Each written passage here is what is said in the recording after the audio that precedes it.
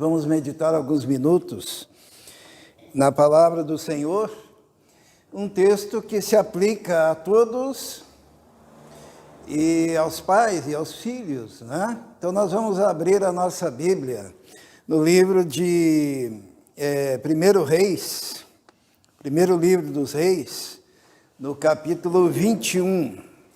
E nós vamos falar hoje sobre a vinha de Nabote, né? A vinha de Nabote. O que é uma vinha? Uma vinha é uma plantação de uva, é um parreiral, né? E nós vamos ver o que aconteceu nessa época do rei Acabe, que era casado com quem mesmo? Que Acabe se casou com quem? Com Jezabel, né? É dessa época dos reis, onde tinha os profetas, né? O profeta que se destaca é o profeta Elias. Então nós vamos ler e vamos aplicar a nossa vida, aplicar ao Dia dos Pais, né? Essa palavra. Todos encontraram? Quem não tiver Bíblia, nós temos diversas Bíblias, né? 1 Reis 21. Alguns usam o celular como Bíblia, né? Nós vivemos em tempos diferentes, né? E a Bíblia do mesmo jeito. Inclusive dá para escolher até a tradução, a editora, né? Então nós vamos ler. O que diz lá? Diz assim: a vinha de Nabote, capítulo 21, primeiro livro dos Reis. Algum tempo depois houve um incidente envolvendo uma vinha que pertencia a Nabote de Jezreel. A vinha ficava em Jezreel, ao lado do palácio de Acabe, rei de Samaria. Acabe tinha dito a Nabote: dê-me a sua vinha para eu usar como horta, já que fica ao lado do meu palácio. Em troca eu lhe darei uma vinha melhor, ou, se preferir, eu lhe pagarei, seja qual for o seu valor. Nabote, contudo, respondeu: o Senhor me livre de dar a ti a herança dos meus pais. Então Acabe foi para casa, aborrecido, indignado, porque Nabote de Jezreel lhe dissera: não te darei a herança dos meus pais. Deitou-se na cama, virou o rosto para a parede e recusou-se a comer. Vamos orar.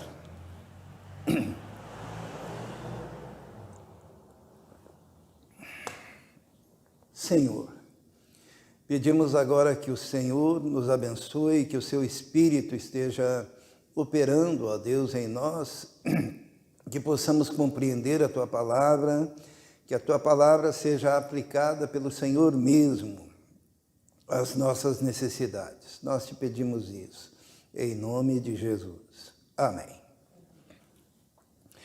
Então, Nabote tinha uma vinha. Essa vinha era uma herança dos seus pais, né? Quando a minha mãe conta como que foi duro ela conseguir uma casa, né? E quando a gente ouve a história do pastor Brasil, da irmã Irene, como foi difícil conseguir, né, o que hoje eles têm, algumas coisas. E quando a gente percebe a batalha, né, que nós mesmos enfrentamos para deixar alguma coisa para os nossos filhos, uma herança, eu fico pensando no coração de Nabote, quando Acabe chega para ele e diz assim: olha, a sua vinha fica do lado do meu palácio, então me dê a sua vinha, para que eu faça dela uma horta para mim. Uma vinha transformada numa horta. E Acabe diz: olha, eu te darei uma vinha melhor do que essa. E mais do que isso, eu pago o preço que for necessário pela sua vinha.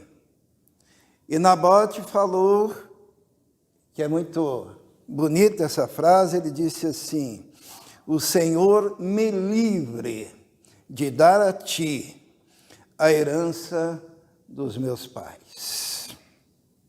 o Senhor me livre de dar a Ti a herança dos meus pais. Sabe que a herança dos nossos pais é muito mais do que uma casa, do que um carro, do que uma fazenda. Porque quando a gente fala em herança dos nossos pais, existe toda uma história envolvida ali, uma história de vida, de princípios, de ideais.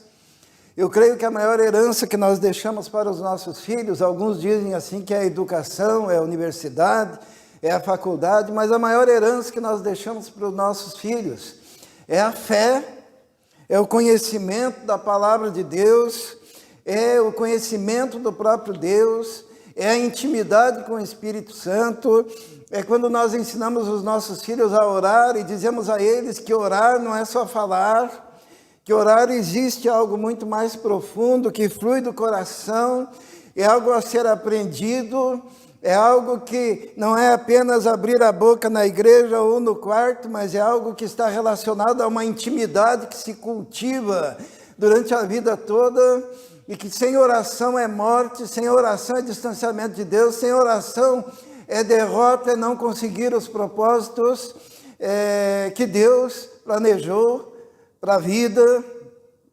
E esses princípios vão sendo impregnados no coração, o temor diante da palavra do Senhor, o temor na presença do Senhor, o temor na ida à igreja para adorar a Deus, e a gente vai passando esses princípios, a gente vai passando esses ideais, e a maior herança que nós podemos deixar é a fé, é a confiança no Deus Todo-Poderoso, com toda certeza. E sempre haverá na vida de cada um de nós aqui, em especial dos jovens, alguém querendo roubar, ou tirar, ou arrancar de você essa herança, esses princípios. Eu estava conversando esses dias com o pastor Lutonda, e ele me contou a história de uma senhora, né, já de idade, e ela morava sozinha perto da casa dele, e o filho dela, preocupado com ela, ele chegou e disse: olha, mãe, você não vai morar mais na sua casa. Ela morava naquela casa há 50 anos, não vai mais morar aí, o caminhão vai chegar e vai pegar as suas coisas.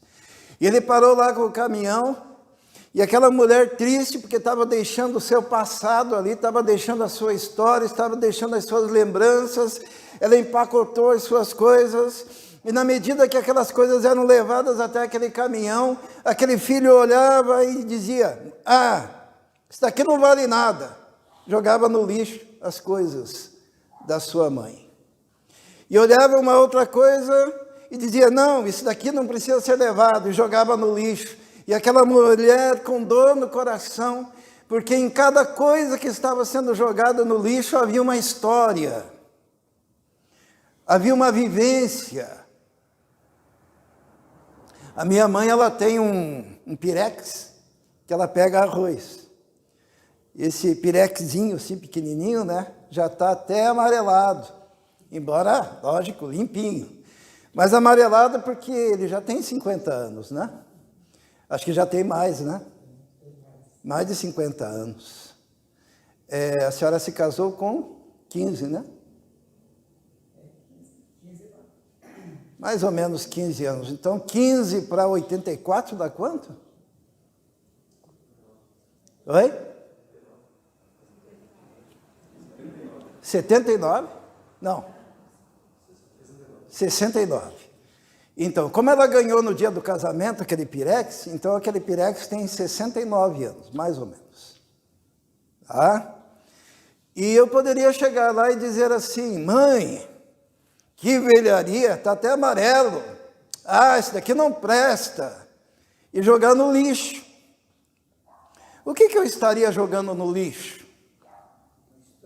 Uma história, uma lembrança, algo precioso, algo que tem muito mais valor do que o elemento em si, mas tem um valor emocional, tem um valor sentimental, tem um valor relacionado ao coração. Eu fico pensando que o Nabote, quando falou assim para Acabe, longe de mim esteja dar a você a herança dos meus pais, ele estava pensando em toda uma história. Ainda mais o simbolismo de uma vinha, porque o próprio Israel era simbolizado por uma vinha, a vinha do Senhor. Mas uma coisa eu quero dizer, que existe uma herança preciosa, a herança do convívio, a herança do aprendizado, a herança de uma caminhada indo pescar com o pai, com a mãe, uma herança dos diálogos, uma herança do amor, uma herança da vivência. E essa herança está em cada lembrança, em cada cômodo, em cada construção especial que se fez pensando num filho. Só que, quando nós crescemos e vamos para esse mundo, o próprio mundo quer nos roubar essa herança. E isso aparece de algumas maneiras na vida da gente. Nós vamos ver isso. A primeira coisa que aparece, vamos pensar em termos dos personagens que tentaram roubar a herança de Nabote. O primeiro que aparece ali, vamos ler, está no versículo 1. Algum tempo depois houve um incidente envolvendo uma vinha que pertencia a Nabote de Jezreel. A vinha ficava em Jezreel, ao lado do palácio de Acabe, rei de Samaria. Acabe tinha dito a Nabote, dê-me a sua vinha, eu quero usar como horta. Em troca eu lhe darei uma vinha melhor, ou se preferir, lhe pagarei, seja qual for o seu valor. Acabe aqui, ele simboliza o materialismo, o pragmatismo. O que ele disse? Olha, é o seguinte, me dê essa vinha porque ela fica do lado do meu palácio, eu vou fazer uma horta. E outra coisa, eu te pago, eu te dou dinheiro, né? Isso é porque vai ficar melhor. Para mim, seja pragmático.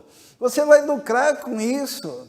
E o mundo, o inferno, o diabo, os demônios, todos virão em algum momento para você, em relação à sua herança, em relação à herança dos seus pais, e vão querer negociar contigo, te dizendo que aquilo que ele está oferecendo para você é melhor do que tudo aquilo que veio como princípio, como herança, como ensinamento lá da sua casa, da casa dos seus pais. Isso acontece toda hora. Esqueça isso. Eu vou te dar algo melhor. Eu vou te dar algo mais valioso. Seja inteligente. Pode negociar. Porque se tem uma coisa que os discípulos de Acabe não sabem, é a diferença entre valor e preço. Qual a diferença entre valor e preço? Tem coisas que têm muito valor, mas que não têm preço. A comunhão que você tem com a sua família, a sua história de vida na igreja, a sua história de vida com Deus, os princípios que foram impregnados no seu coração e na sua vida, em toda a sua existência, se fundamentados na palavra de Deus, eles têm valor, mas eles não têm preço. Acabe, o materialista, ele achava que tudo tinha um preço. E você, jovem, filho, uma das primeiras tentações quando você sair para as universidades da vida, será dizer que os teus valores são relativos. E que tudo tem um preço. E que você pode negociar. Porque o mundo vai lhe oferecer algo melhor do que aquilo que você tem. Tão diferente de Nabote, né?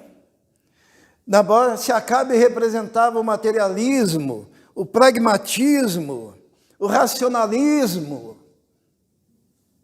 Nabote representa o idealismo cristão, né? Aquela simplicidade e pureza. O cara quer me dar 10 vezes mais por aquilo que é herança dos meus pais, porém eu não negocio princípios, eu não negocio valores, eu não negocio a minha história. Longe de mim esteja dar a você a herança dos meus pais. Qual é a herança? A primeira herança que você recebe é a oposição radical do teu pai e da tua mãe a um valor do mundo negativo, chamado... Por que esse é o primeiro valor que você recebe em casa, desde que você nasce?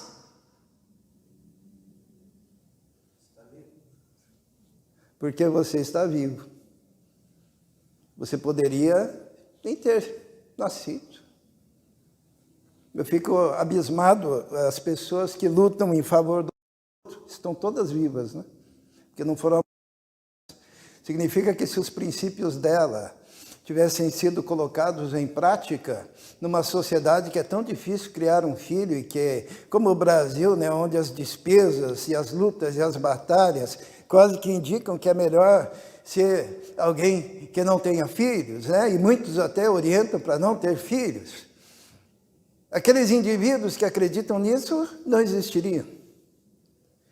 Esse é o nível da incoerência, da incongruência que vivemos.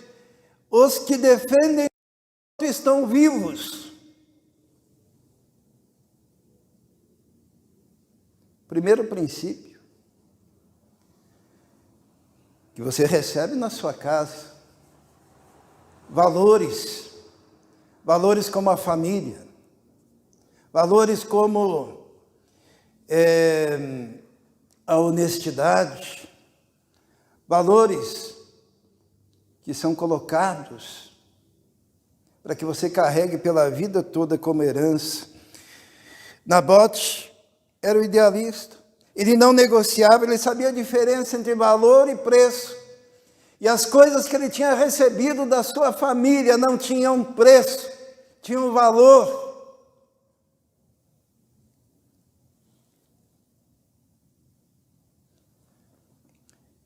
E olha que bonito, eu fico vendo isso daqui no lábio dos nossos filhos, né? Quando vem à universidade querer impor os seus valores, a gente dizer: não negocio a herança que eu recebi dos meus pais. Que bonito. Nesse idealismo. Mas nós temos mais um personagem que aparece logo em seguida, né? Nós vamos ler no versículo 5, diz assim, ou melhor, a partir do versículo 4. Então Acabe foi para casa aborrecido, indignado, porque Nabote de Jezreel lhe dissera: não te darei a herança dos meus pais. Deitou-se na cama, virou o rosto à parede e recusou-se a comer. Sua mulher Jezabel entrou e lhe perguntou: por que você está tão aborrecido? Por que não come? Ele respondeu-lhe: porque eu disse a Nabote de Jezreel: venda-me a sua vinha, ou se preferir eu lhe darei outra vinha em lugar dessa. Mas ele disse: não te darei minha vinha. Disse-lhe Jezabel, sua mulher: é assim que você age como rei de Israel? Levante-se e coma, anime-se, conseguirei para você a vinha de Nabote de Jezreel. Nós encontramos aqui Jezabel, e Jezabel representa outro aspecto que virá contra você, para que você perca a herança dos seus pais. Jezabel representa o relativismo pragmático. Ela representa esse relativismo que faz com que as coisas possam ser editadas na história, né? Porque a Jezabel, o que ela faz? Ela diz assim: por que você, sendo rei, está aí triste e não come? Come, se levanta, porque eu vou conseguir para você, porque eu tenho método, eu tenho jeito, eu tenho a maneira. E a maneira de Jezabel qual que era? A maneira de Jezabel, antes de matar, seguir um caminho, promovendo um relativismo. Ela cria uma narrativa, né? Eu não estou lendo o jornal não, tá? Ela cria uma narrativa. O que ela faz? Como é que ela faz para conseguir a vinha de Nabote? Está no versículo 7. Disse-lhe Jezabel, sua mulher: conseguirei para você a vinha. Versículo 8. Então ela escreveu cartas. Alguém está lembrado de alguma coisa? Ela escreveu cartas em nome de Acabe, pôs nelas o selo do rei, falsificou, né? O selo do rei era a assinatura do rei, era o anel do rei ali impresso. Enviou às autoridades e aos nobres da cidade de Nabote. Olha aquela mulher, vamos editar, vamos construir uma história, vamos fazer com que a realidade seja deixada de lado e vamos colocar no lugar da realidade dos acontecimentos uma narrativa. E através dessa carta ela cria uma narrativa. Ela diz assim na carta, versículo 9, naquelas cartas ela escreveu: decretem um dia de jejum, usando a religião, tá? Decretem um dia de jejum. Jezabel pedindo um jejum. Muito bem. Decretem um dia de jejum e ponham Nabote sentado num lugar de destaque no meio do povo. E mandem 2 homens vadios sentar-se em frente dele. E façam com que testemunhem que ele amaldiçoou tanto a Deus quanto ao rei. E levem-no para fora e apedrejem-no até a morte. Olha só que coisa interessante, né? O Acabe não tinha conseguido a vinha, a Jezabel disse: não, nós vamos criar uma história, vamos fazer o seguinte, a gente escreve uma cartinha e manda para quem? Para os nobres, para os anciãos, para os líderes, e nessa cartinha a gente diz assim: é o seguinte, vamos preparar as coisas para a gente acabar com esse cara aí, que é dono da vinha. Como é que nós vamos fazer isso?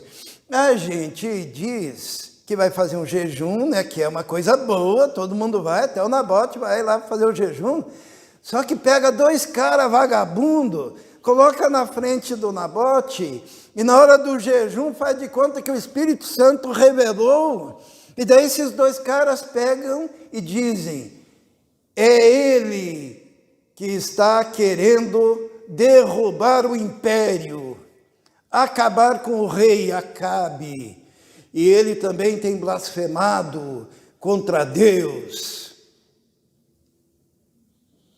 Que coisa, né? É o relativismo pragmático, aonde, com o objetivo de alcançar os seus fins, se justificam todos os meios.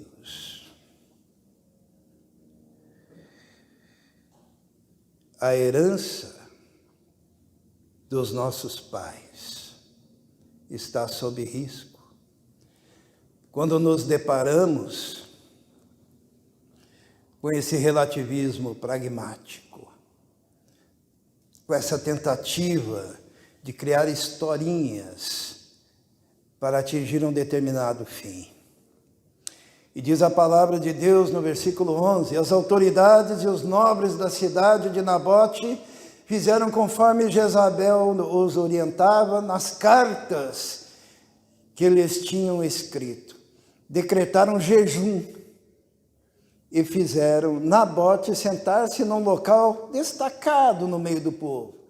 Então 2 homens vadios vieram e se sentaram em frente dele e o acusaram diante do povo, dizendo: Nabote amaldiçoou tanto a Deus quanto ao rei.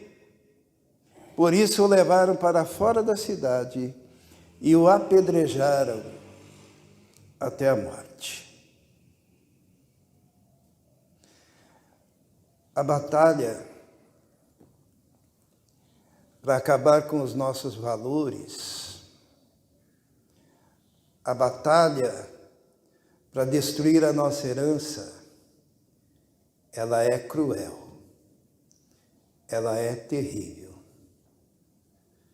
Nabote foi apedrejado, tornando-se um mártir da sua própria honestidade e correção diante de Deus. E eu quero dizer que hoje você está sentado aí numa cadeira e nós estamos aqui abrindo a Bíblia porque diversos Nabotes ao longo da história foram apedrejados. A começar por Estevão, lá no livro de Atos.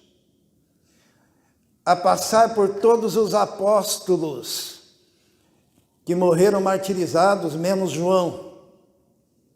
E durante toda a história, quantos foram queimados, quantos foram cerrados, quantos foram perseguidos, quantos foram separados dos próprios filhos, quantos perderam os seus bens, quantos perderam tudo que tinha nesse mundo em defesa da nossa herança. Nossa herança, palavra de Deus. Nossa herança, os valores cristãos. Nossa herança, os valores éticos e morais. Nossa herança, o senso e o sentido de que existe uma verdade. Nossa herança, a ideia de que a história não pode ser manipulada ao bel prazer dos poderosos. A nossa herança, que vem lá dos nossos pais.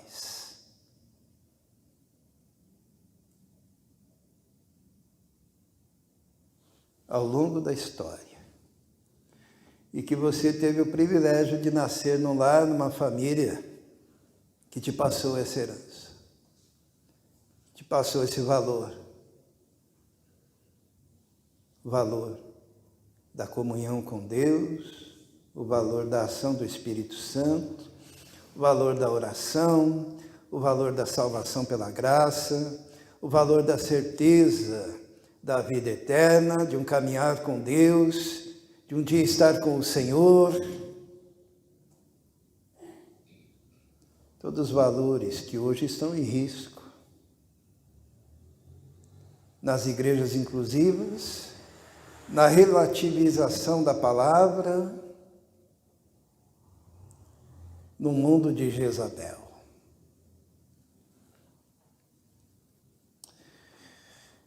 A Bíblia diz que Nabote, então, foi apedrejado, não é? Sendo acusado de que havia amaldiçoado tanto a Deus quanto ao rei. Como os discípulos de Jezabel se utilizam de mentiras, né? Como eles se utilizam de mentiras para atingir os seus objetivos, roubar a nossa vinha. Diz a palavra de Deus no versículo 15, vamos ler ali. Assim que Jezabel soube que Nabote tinha sido apedrejado até a morte, disse a Acabe: levante-se, tome posse da vinha que Nabote de Jezreel recusou-se a vender-lhe. Ele não está mais vivo, está morto. Quando Acabe ouviu que Nabote estava morto, levantou-se e foi tomar posse da vinha. Acabou a história, né? Final terrível, né? Será? Tem mais um personagem que aparece. E esse personagem representa você. É a sua voz na universidade, é a sua voz nas urnas, é a sua voz na igreja, é a sua voz na sociedade.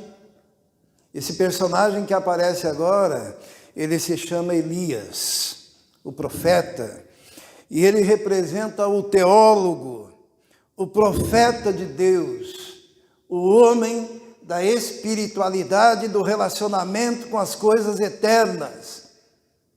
É você que conhece a palavra de Deus num mundo de Acabe, de Jezabel, de homens vadios e mentirosos, de líderes que se mancomunam para editar a história dos homens, a história do Brasil, né?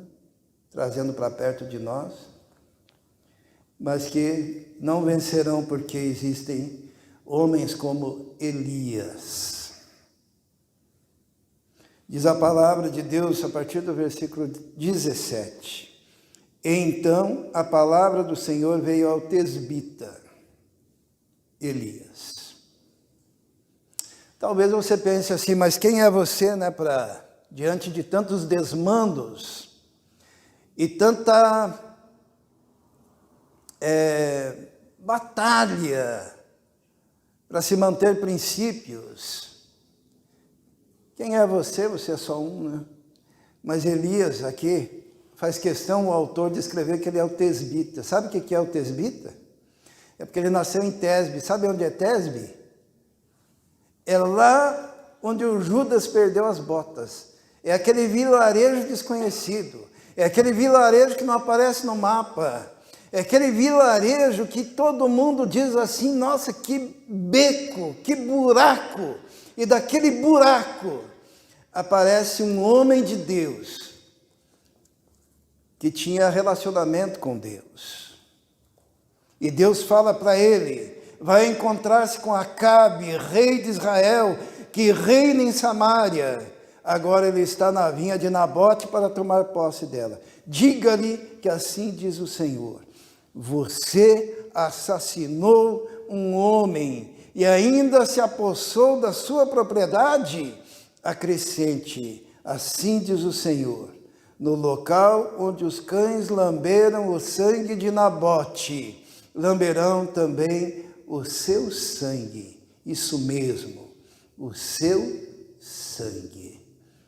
Nós temos um Deus que está de olho na história, que fala com a igreja, para a igreja se posicionar, e que tem a palavra para a sua época, para o seu povo, para as suas circunstâncias, para aquele momento que está vivendo.